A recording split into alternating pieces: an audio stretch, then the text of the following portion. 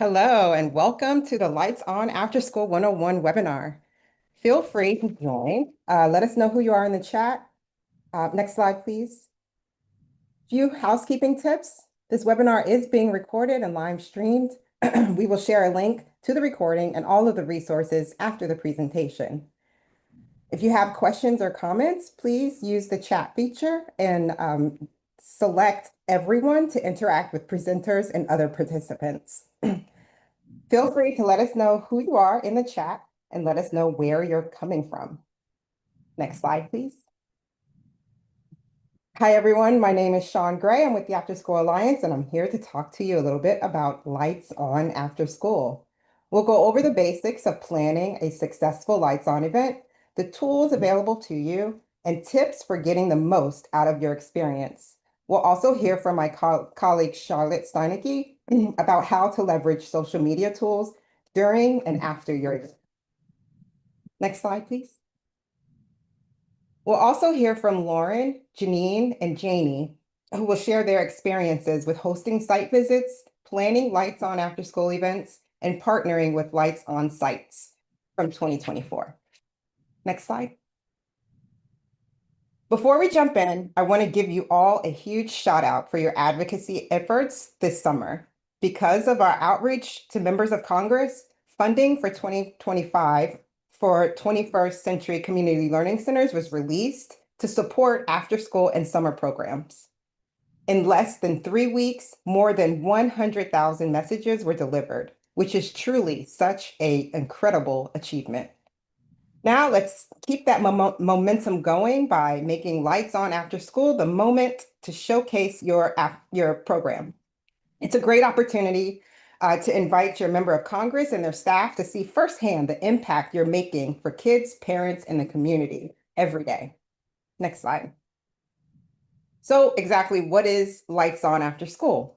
Lights On is the only nationwide event celebrating after-school programs and their important roles in the lives of children, families, and communities. This year, Lights On After School officially falls on October 23rd, but events happen all throughout the month. Every year, nearly 8,000 after-school programs open their doors to showcase their work, bringing together more than 1 million people nationwide to celebrate the importance of after school. Parents and youth, school and community leaders, governors, members of Congress, and so many others take part in the celebration. And it's not just for after school taking part in the fun. Iconic landmarks also light up in honor of after school, such as the Frederick Douglass Bridge in Washington, D.C., to skylines and memorials and landmarks all across the country. Next slide. So why host an event? Hosting a Lights On After School event is a great opportunity to highlight the important work your program is doing in the community while educating parents, strengthening partnerships, and cultivating new supports in the process. It's also a chance to invite elected officials to see firsthand how your program keeps kids safe, supports learning, and helps working families. Next slide. So what's new for 2025?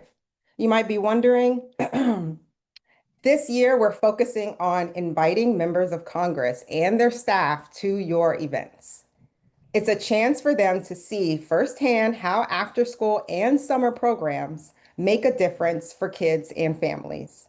That momentum is especially important after this summer's win, because next year's battle will be a challenge. We're also releasing America After 3 p.m. data along with new state level after school supply and demand data. You can use all of these data and information at your events and in media materials to show the impact of your program. So keep an eye out for it. They'll be released on October 15th. Next slide. So what does an event look like? One of the biggest tips we try to drive home about Lights On is that events come in all shapes and sizes. Some of the most common types of events are open houses, rallies, students, showcases, and carnivals. For example, you might hold an intimate gathering for families where youth engage the parents and the community in doing some of the activities you offer. You might give your city leader or school superintendent or local principal a special tour and invite them to read aloud to students or hear the views from the after school students themselves about the value of their program. Or you might want to you might want to partner up with other sites and host a rally on the steps of the city hall or the state capitol in your area.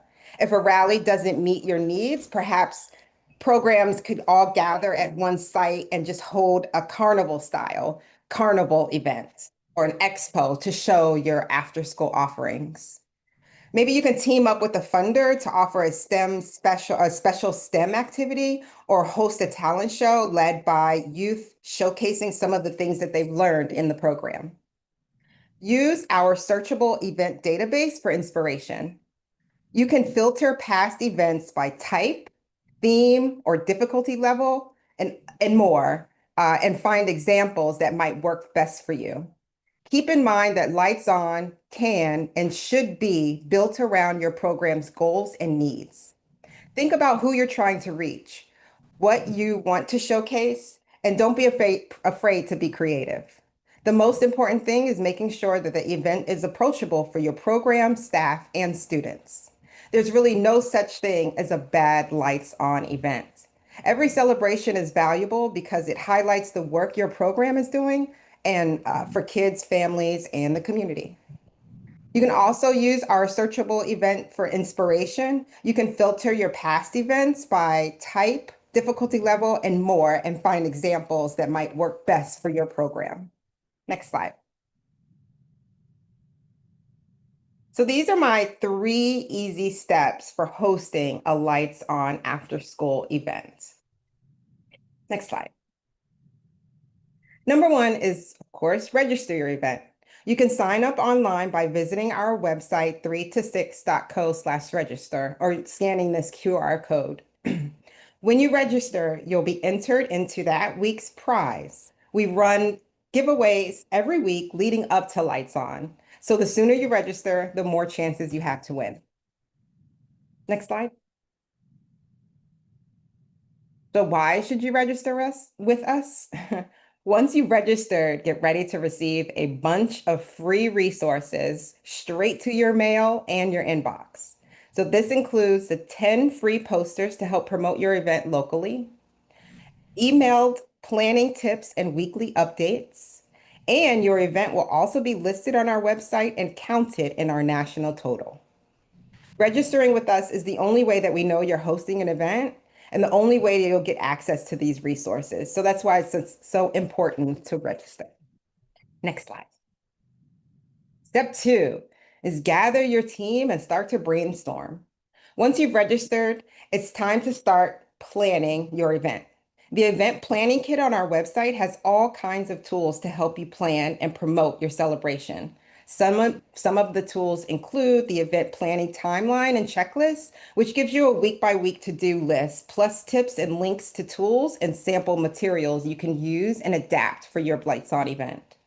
The who, what, and where section walks you through the key questions to help you define your goals and start brainstorming ideas. The event database lets you explore past events where you can filter by type or activity or level of difficulty. You can even special or select special themes like STEM or well-being or healthy activities. Well, so I know this is a lot to remember, so we're sharing links in the chat. And as soon as, and we'll also have all of these resources in a follow-up email after the presentation. Next slide.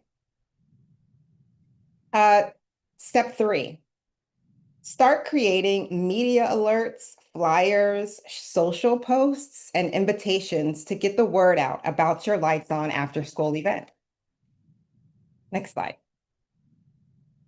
We've got you covered with tools and templates to make promoting your Lights On after school event as easy as possible. So I'll walk through what's in the drop-down menu of our plan an event area there. So in our sample social media kit, you'll find examples of social posts where you can adapt, as well as graphics that can go along with them. Use the light bulb challenge as a fun way to engage youth, families, and staff in taking selfies and posting them on social. The Engage Policymakers page provides sample invites for elected officials, information on requesting proclamations, and a lot more. Our media kit is a comprehensive guide on to engaging the media with sample customizable material for you to use. And our Get Funding page provides tips on working with funders or sponsors for your event. Next page. Oh, sorry. Our arts and graphics swag page also has the logos, tips, and materials. And lastly, our sample materials section to our has templates and invitations, also press materials for fact sheets on after school and more. Now, next slide. Sorry about that. So we want to make sure that we engage our policymakers. As I mentioned earlier, this year we're really encouraging programs to use Lights On to keep them involved in what's happening after school.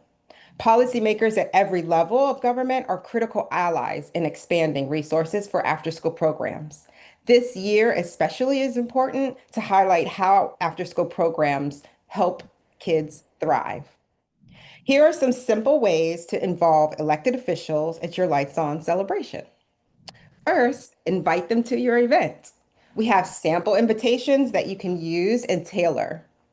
In a little bit, we'll hear from Lauren, who will share some of her most effective tips for hosting a site visit.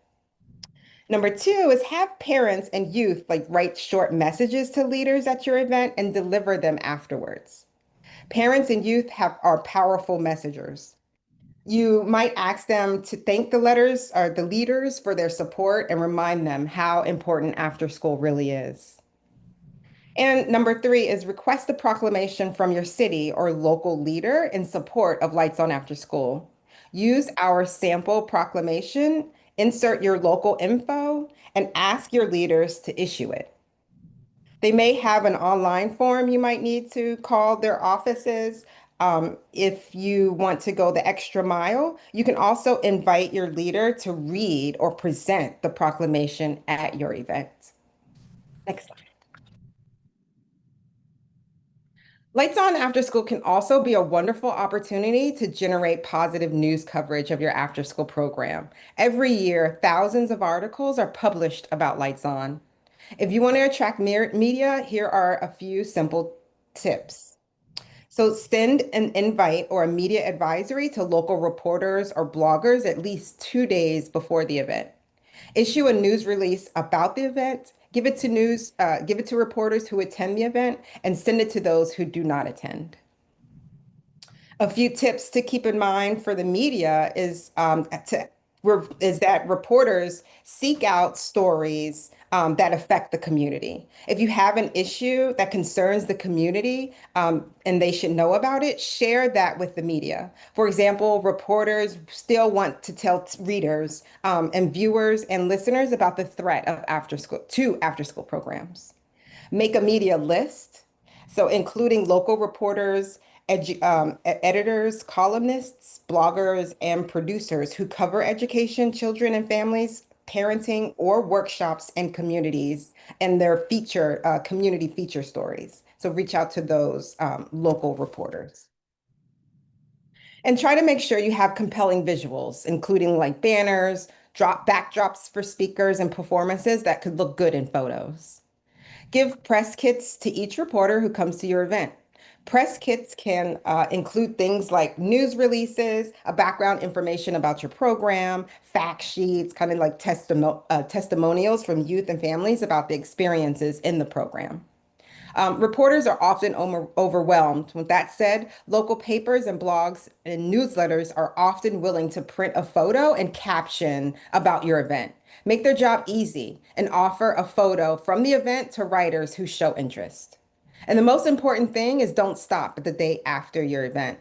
Keep copies of any stories that are published or aired. These can be shared with potential funders, board members, or used at future events. Stay connected with reporters and pitch follow-up stories, like an end of the year update or a timing like in May or in June. We also have templates, media advisors, and news releases on our website, along with tips and samples for more tips and information for more intense media efforts. Next, I'm going to pass it along to Charlotte Steinecke, who will share some social media tips and tricks to help amplify your event. Thank you so much, Sean. Hi, everybody. I'm delighted to be here with you today. Thank you for joining our webinar. I will share a couple of little things here just to give you a chance to think about how you might want to promote your event online. I know that obviously reaching out to the media in your area is a great way to get pieces out in front of your community, but it's important to remember that Lights On After School is a nationwide celebration. So we will have people all over the country celebrating, and it will be very exciting to build that groundswell. So a couple of ideas to keep in mind while you are shining a light on your program and bringing attention to your celebration is to make sure that you are following and using the hashtag Lights On After School. We have really two big hashtags that I'll talk about a little bit about in this presentation. One of them is hashtag Lights On After School, and the other is hashtag Lightbulb Challenge. We'll get into that in another minute or two. On the website for Lights On After School, and the link is here on the screen, you can check it out either through chat or with the QR code. This page shows off sample messages that you can use and adapt to suit your event. And we cover the gamut here of three major or really four major platforms. That's Instagram, Facebook, and X or Blue Sky. This year, we also have some really beautiful, bright, and colorful graphics that feature some youth-created artwork to help spread the word about Lights On After School. You can see here we've got this beautiful piece that depicts an eagle. We've got a couple of pieces that show some fun activities. It's beautiful work from our young people. So definitely make a point to check that out. And we also feature a sample timeline with messages that are appropriate to post, even as early out as now, all the way up to Lights On After School Day itself and then beyond, so that you can kind of schedule a whole bunch of those posts and just let them go, and they'll be ready and populating as is appropriate as we get closer to the big day and through. So this is a good starting point, I would say, if you want to adapt to whatever you are doing, but these messages work for just about every single program. So if you are super slammed and you have got to get out the door, just grab them, paste them. We will amplify them. We'll be looking for that hashtag Lights On After School hashtag, and we'll know that you're out there. So go ahead and scan the QR code if you get a chance, or check out 3to6.co/lightsonsocial to start posting. We'll also, of course, include this and all of the amazing links that Sean has been sharing with you in the follow-up email later. So if you're already thinking like, there's too much going on, we got you, you're covered. Next slide, please. I wanted to share a couple of very beautiful examples of the light bulb challenge. So this is a really fun online event that we've been hosting for, I think, 7 years now. It is one of the key Lights On After School events, and it's kind of how we always start knowing that we're really getting up to the big day when we start seeing folks striking this pose on social media. It's a very, very light lift, and it's perfect for some of my office workers who are not necessarily going to be spending Lights On After School Day in an actual program. This is a great way to show your support and share your excitement about all of the fun things that are going on. So every year we challenge friends of after school all across the country to take a photo of themselves in our light bulb logo pose. You can see it's pretty simple as an activity to do. And then we encourage them to post it on social media with that hashtag lightbulb challenge. Ideally, they also include the hashtag lights on after school tag as well, but we're not picky. We're looking for both. And then we want participants to turn around and challenge their followers to also participate. So this is a good moment, as Sean was talking about reaching your policymakers and encouraging them to celebrate your event with you. This is a good time to tag them in social media and to say, we're celebrating Lights On After School. Would you show your support for programs by striking the light bulb pose? This is a fun and low lift way to help amplify the awareness of Lights On After School in social media and all across the country. So we will be looking out for folks who are participating in this event all across the country, and we will certainly have a whole bunch of photos of the After School Alliance staff ourselves participating in the pose. So keep an eye out for that. I think that is what I have for you today. So I believe I will be now passing it over to Lauren to talk a little bit about her experience hosting a site visit and connecting with policymakers to bring them into her program. Hi, everyone. Thanks so much for being here. I really appreciate it and appreciate the opportunity to participate in this. Before I kick it off, I just want to preface, I'm not a legislative expert. I'm not a lobbyist, and really, I've been running a grassroots organization, and it really hasn't been since we started considering statewide expansion that I started taking a deep dive into legislative relationships. I had the opportunity with the After School Alliance to visit the Hill and to meet with some of my representatives from South Carolina, and really came back to Charleston looking to facilitate some of those visits and started to get frustrated. Next slide, please. I really started to kind of taking a deep dive after sending email after email of, please come visit. They're getting 1,000 requests a day, if not more. And it's hard to go through all of those different pieces, giving things priority. And so I started thinking about developing legislative relationships like I think about fundraising. And I'm one of the primary fundraisers for Kids on Point. And it never works to make a cold ask. It never works to send a cold email. So if I'm looking to raise money, I shouldn't expect a $10,000 check or visit to come from just an email. Next slide, please.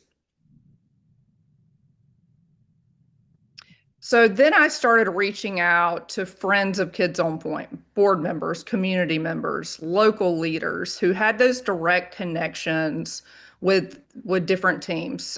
So Tim Scott was one of my first individuals to reach out with. We did meet his team in DC, and I just had really a limited success on getting him to come out to the program. And so I followed up with a friend of Kids on Point, a supporter that had a direct connection with him and was able to get his team out. I also started focusing on people that were running for political office. Dr. Annie Andrews, Jermaine Johnson, who's a congressman, and started looking at people even outside of the Charleston community to engage that were big educational advocates, potentially on finance committees within the state, because you're really starting to realize in this legislational landscape that your state leaders are super important, and looking at policy, looking at supporting appropriations, whatever you and your organization might be looking for. And it's just hard as leaders to add something else to your plate. You're already potentially fundraising or you're coordinating with kids directly. And so putting this piece on that can often be frustrating because it's just hard to get in touch is something that I can continually ran into. So by doing this and developing those relationships with people that we were already a part of the Kids on Point community is where I started seeing that success. And I really didn't make it a big thing. I didn't make it this big media event. Some of the things that we started out with, we host a big summer program, is making sure that they were coming in and I was asking them to come in for 15 minutes to be a guest reader. And they stayed longer. Next slide, please.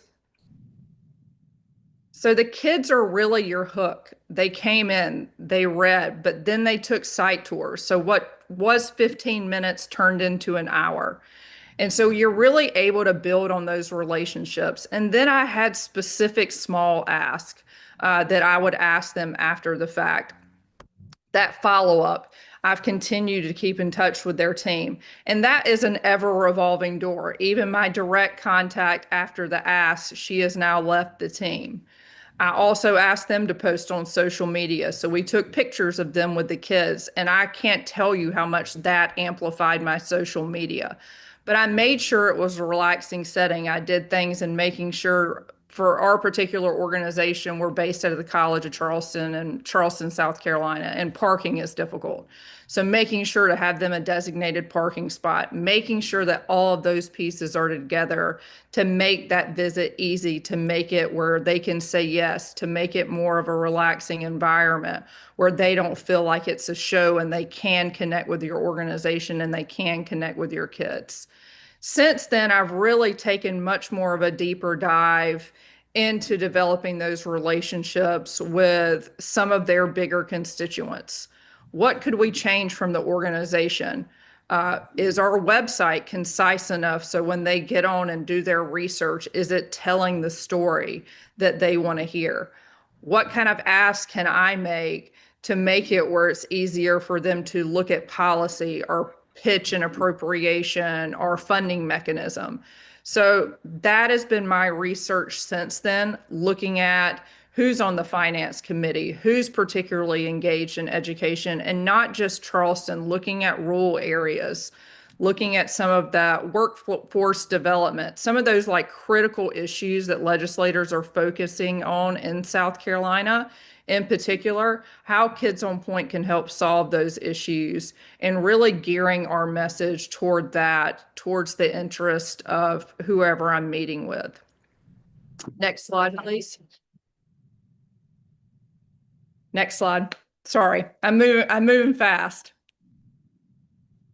Again, it's just building those memories. It's giving those small roles, and then so that's been my biggest success point. Those are things that I'm continuing to explore, but I'm also new at this, so it's a learning curve. I'm always trying to improve. I'm always talking to people on how Kids on Point can improve, how we can take a deeper dive into those state initiatives, continue to tailor our message.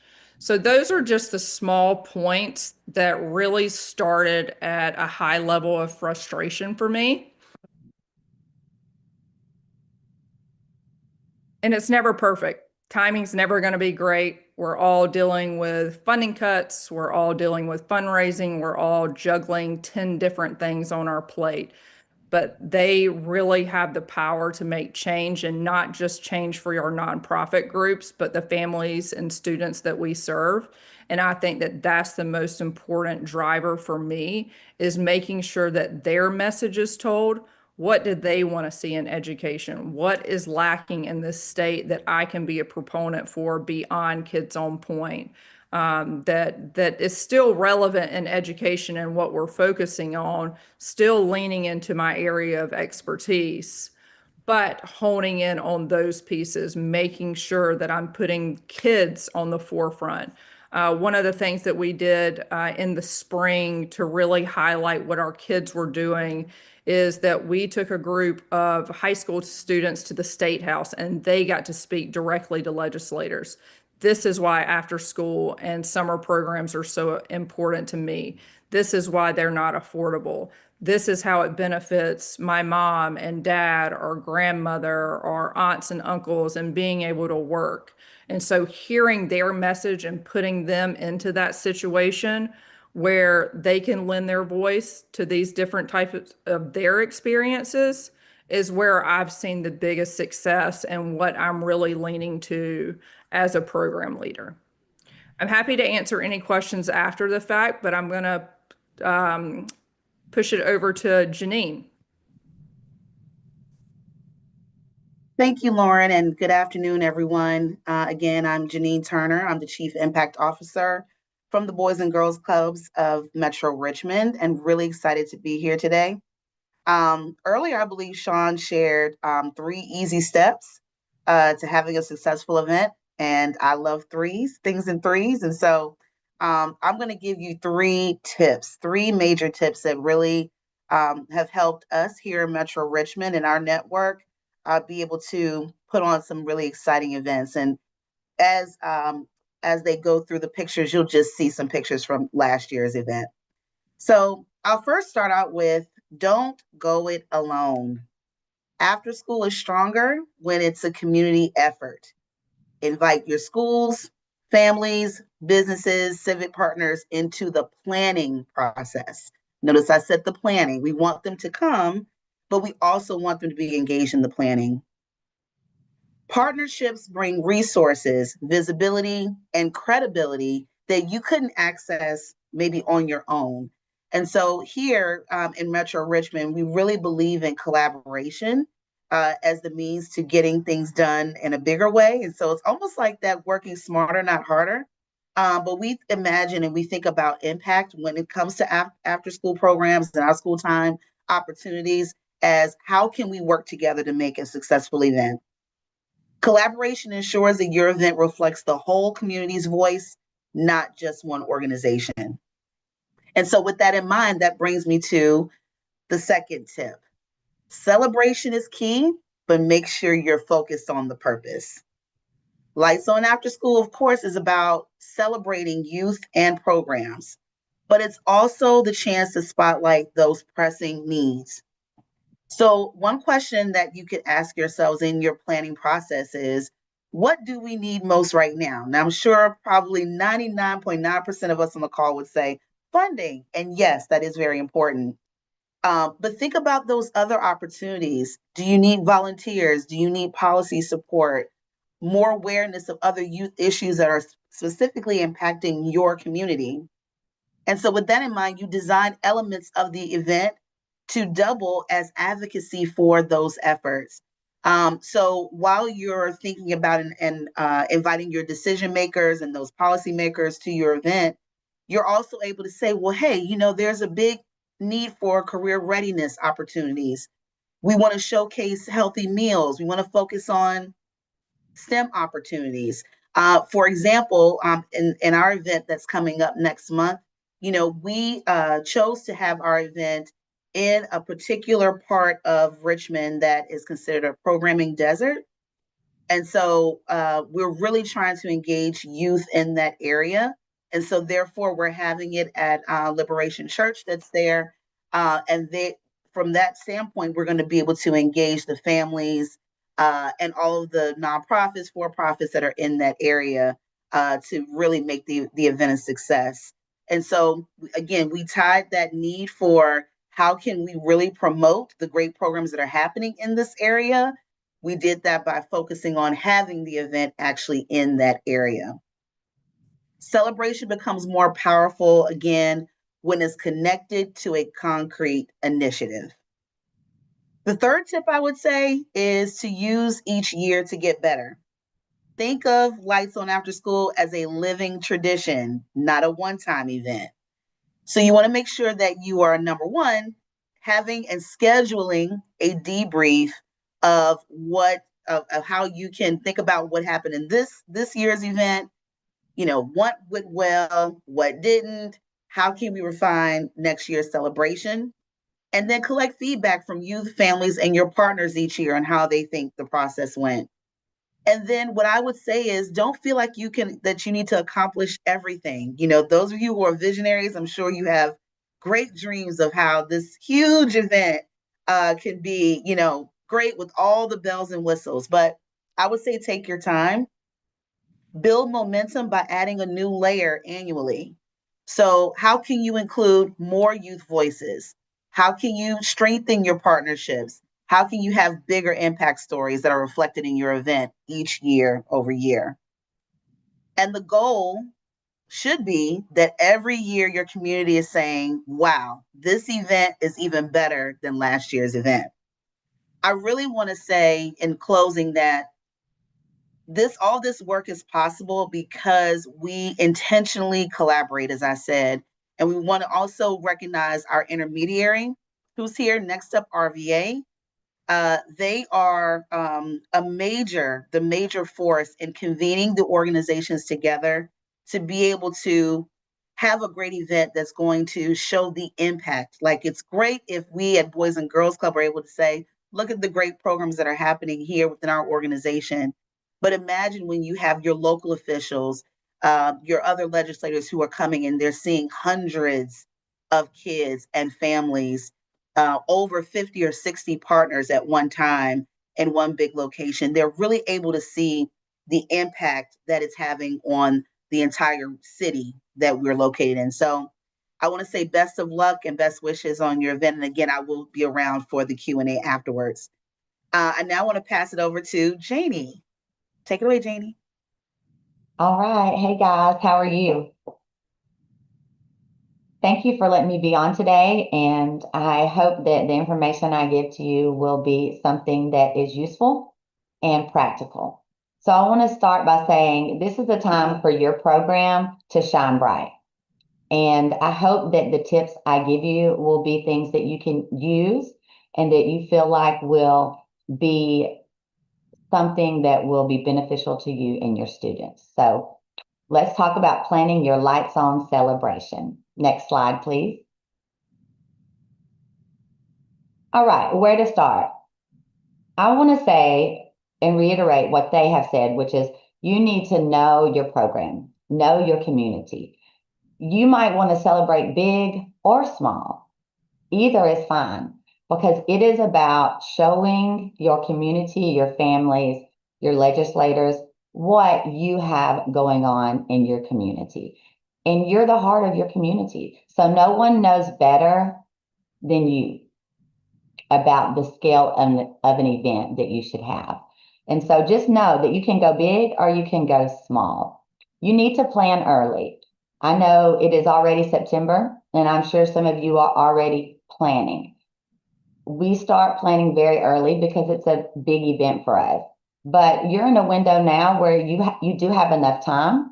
And so if you are not sure about what you want to do, I hope that the information that I give you will help you to decide on what you feel like is the best type of activity for your students and your families.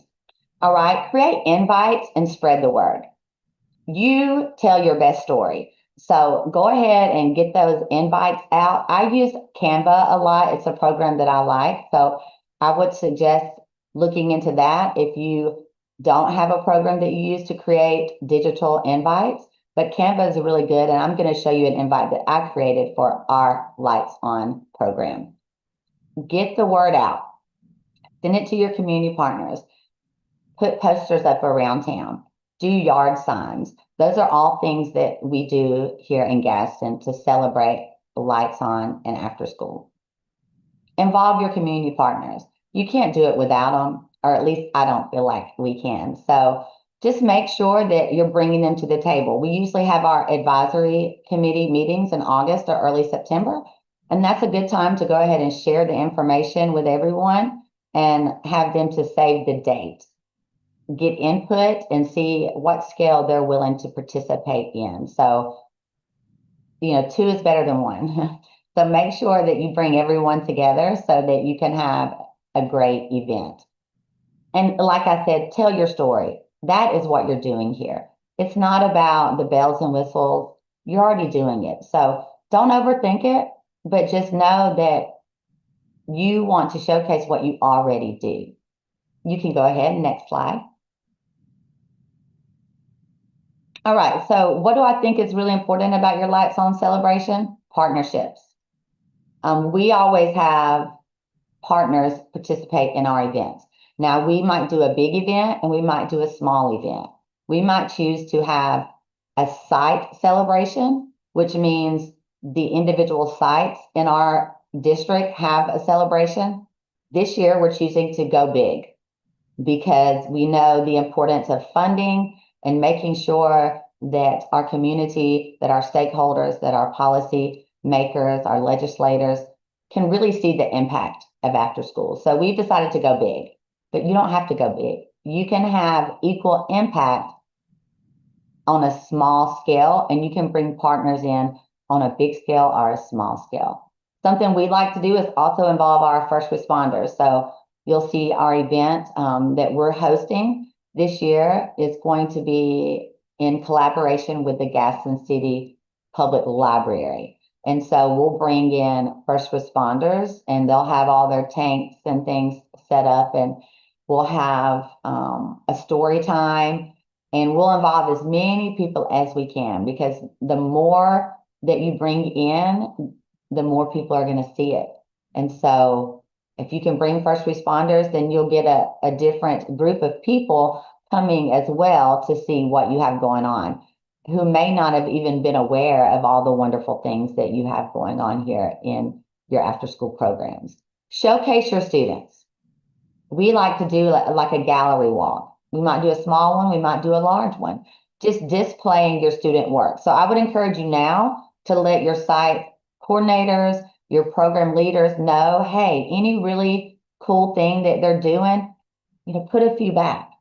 So you're not having to work to display things. You're already doing it. So save the things that you're doing now so that you can have them to put out and showcase the work of students. I would suggest also having those students to be with their work. So when someone comes around and you're having your showcase, almost like an art gallery walk, the kids can tell them about it. I would include family fun activities, make and takes, things that your kids can sit and do with their families. Food and refreshments are always great. This is when your community partners come into play. So, of course, I have 21st Century Sites. So we're not, purchasing food to feed families.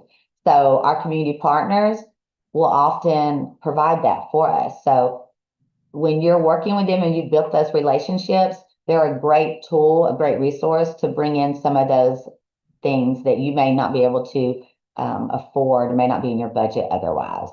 We'll always have some type of STEM make and take activity, and we always have our community booths set up. So we'll bring in people like the United Way and Family Success Center and any other local agency that provides resources to our families, the college. We have a college here, Gaston State, so that our parents can see what is available to them here in our own community. All right, next slide.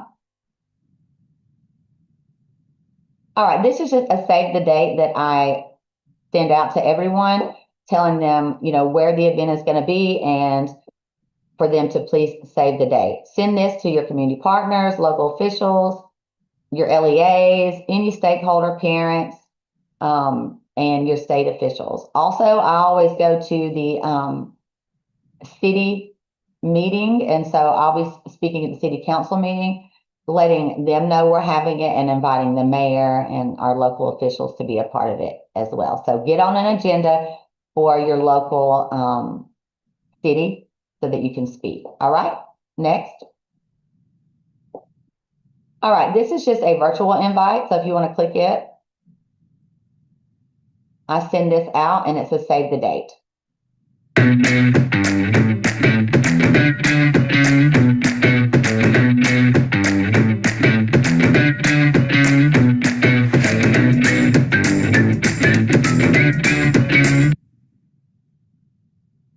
I would also encourage you to send this to your state education department.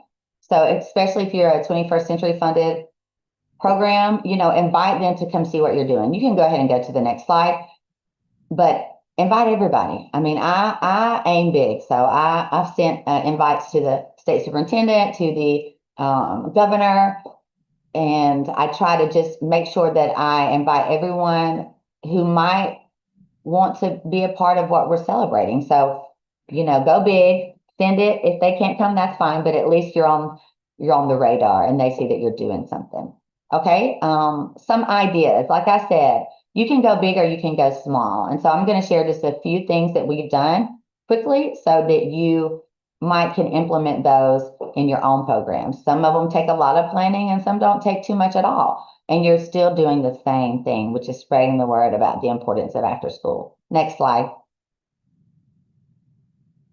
All right, so we always usually create something and send it out following our Lights On. So these are just some different pictures of what we have done to celebrate that. So we've had parents come in and do like a art class with the kids and create something.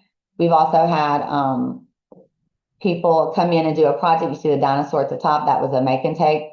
You see our superintendent here at the bottom of Gaston City Schools, which I do want to give a shout out to Gaston City Schools and to the state of Alabama for being such supporters of after school programs. So I'm very fortunate to have that support. And so let them come and see what it is that you're doing. And here we have a virtual thing that we have in our middle school programs. So these are some ideas. You can go to the next slide. You know, get your district leaders involved. So we had a community partner to sponsor shirts, and this is our central office. And I'm sure they all really enjoyed having to hold those light bulbs over their heads, but they did it. And that's because they really understand the value of after school. So find someone who can help you to maybe purchase t-shirts to wear and to go blue for after school. Here it's just a parent make and take. You see in the corner, that's something with our middle schools. You see another make and take here at the bottom. These are things that were happening on site. So it wasn't a large celebration, a collective. These were at the actual school sites, and the parents did a light STEM project. You see the corner, which is one of my favorite things, is a parade. So our middle school students come and play the drums, and our elementary kids create posters and signs, and they do a parade around their school building. Next slide.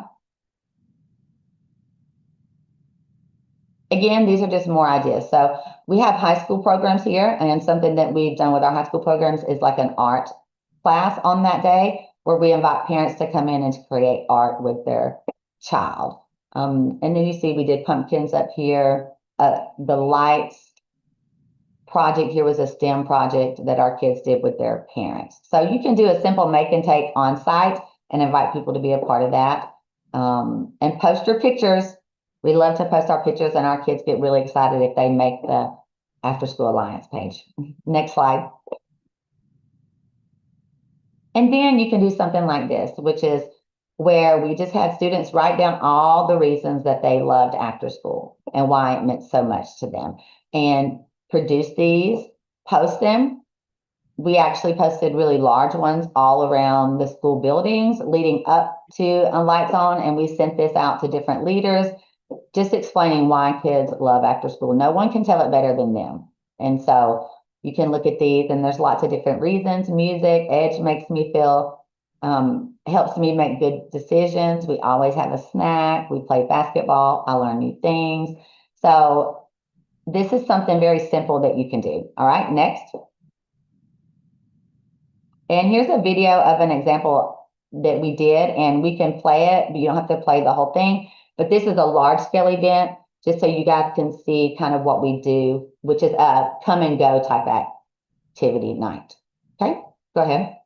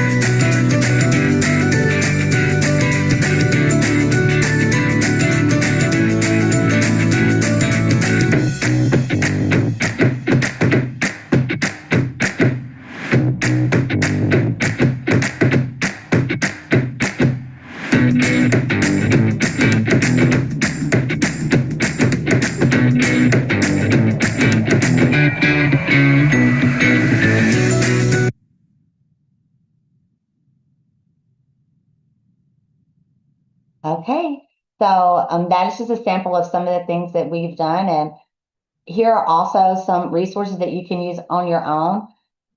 I suggest that you guys, if you don't have one and if it's okay with your district policy, that you create a Facebook account for your after school program. So I have that linked in there, which is mine, and you can see some other things that we've done for Lights On in the past. The Alliance is always a great resource. And remember that your state affiliates, and they are always there to support you too. So I just want to say thank you for your time. And I want to remind you guys that, you're already doing it. Every day you're making it happen for students and families. And so just showcase what you do and tell your story, because it's your story to tell. You can go big or you can go small. It all matters. So I hope this is helpful, and thank you for letting me be a part of the webinar today. Thank you so much for all of your input, Lauren, Janine, and Janie. There's Janie's contact information there.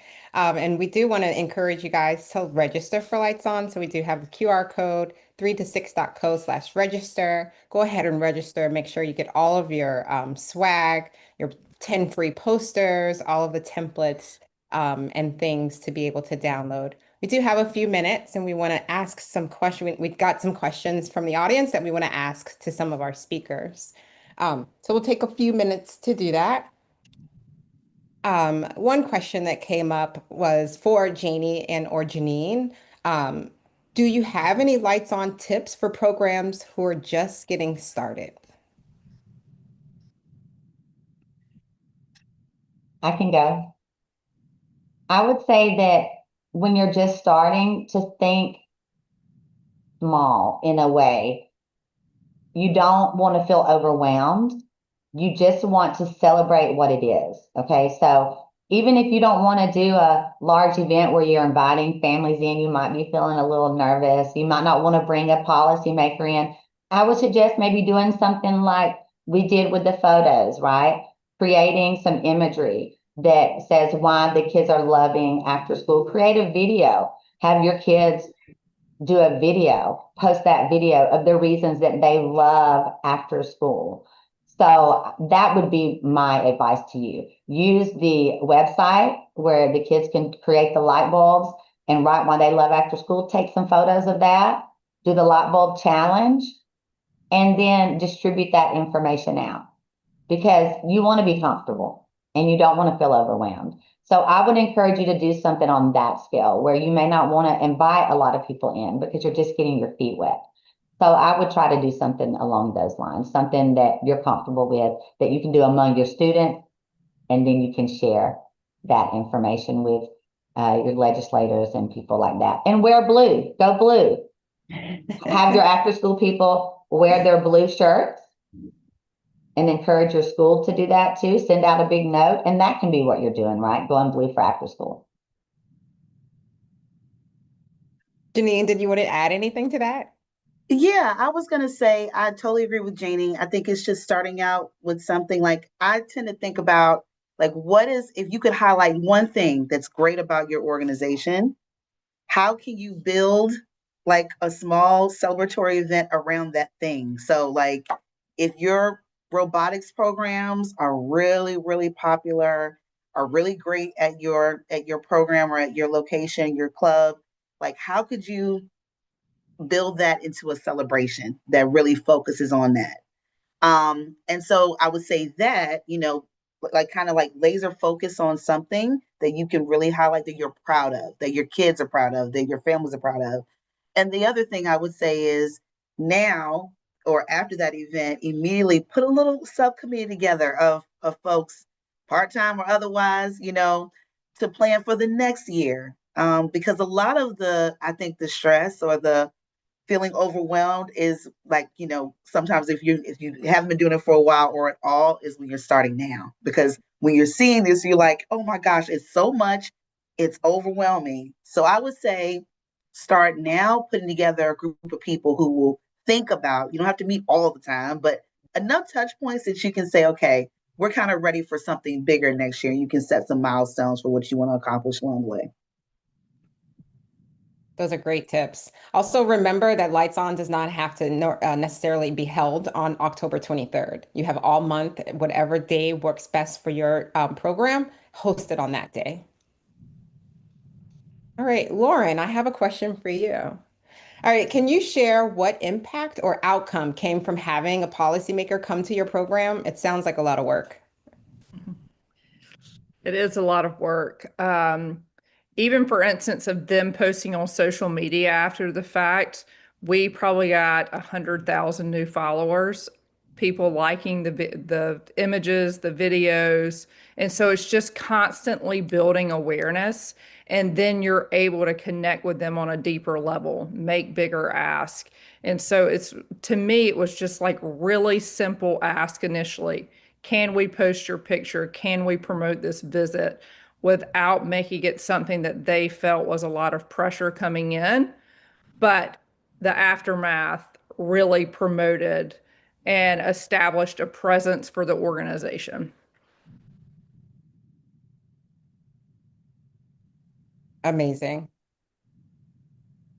Okay, and I have some comments and or questions about your video, Janie. It was amazing, and a lot of people want to be able to use it. Can you talk about a little bit more about how you created it? I know you used Canva, and Canva is I a use Canva, easy and software to use. Go ahead. yeah, I use Canva, and what I will do is look, I'm pretty sure that I can do the template where it's a public template. So I will switch that over so that you guys maybe could share it with the viewers. I'm sure you could do that maybe. Yes.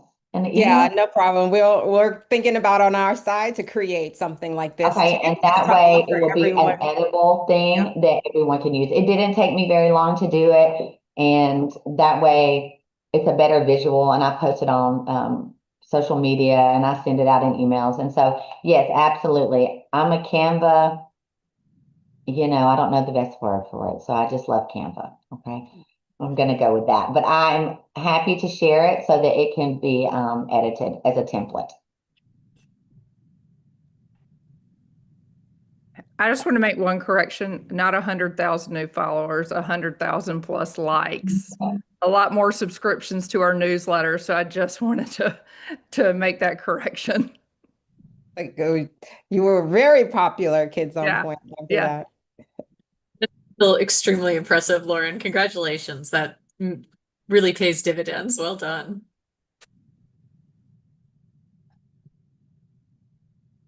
All right, and I think we are out of questions and just about out of time. I do want to thank you again, Lauren, Janie, and Janine, for joining us and talking to everyone about the importance of Lights On, how easy it can be. It does not need to be a heavy lift. Even if we're, 7 weeks out to October 23rd, you can still plan and host a great and accessible event.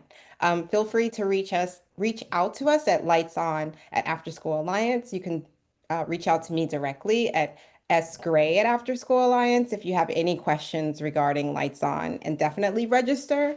And we will have this recording available for everyone afterwards. So thank you. Thank you so much for joining. Thank you guys so much.